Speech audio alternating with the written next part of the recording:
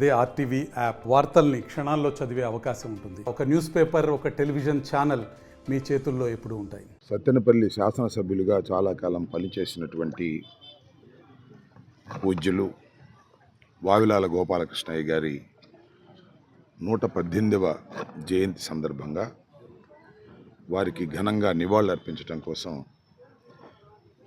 మేమందరం కూడా ఇక్కడికి వచ్చాం. వావిలాల గోపాలకృష్ణయ్య గారు సత్తెనపల్లిలో పుట్టి సత్తెనపల్లిలో పెరిగి ఒక ఆదర్శప్రాయమైనటువంటి జీవితాన్ని గడిపినటువంటి ఒక మహానుభావుడు. స్వాతంత్రం కోసం పోరాడటమే కాకుండా నూతన సమాజం కావాలని నిరంతరం పనిచేసినటువంటి వ్యక్తి.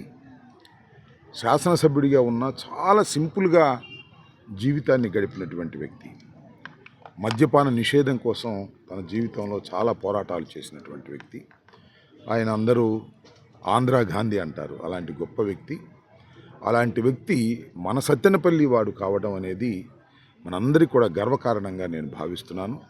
వారి 118వ జయంతి సందర్భంగా మరి ఘనంగా వారి కుటుంబ సభ్యులు సోడేకర్ గారు ఇప్పుడు ప్రతిసారి కూడా మాతో కలిసి ఇక్కడ వారి జన్మదినం, అదేవిధంగా వారి వర్ధంతులు చాలా ఘనంగా జరిపేటటువంటి సాంప్రదాయం ఉంది. ఇక్కడే వారి సమాధి కూడా చేయబడి ఉన్నటువంటి ప్రాంతం.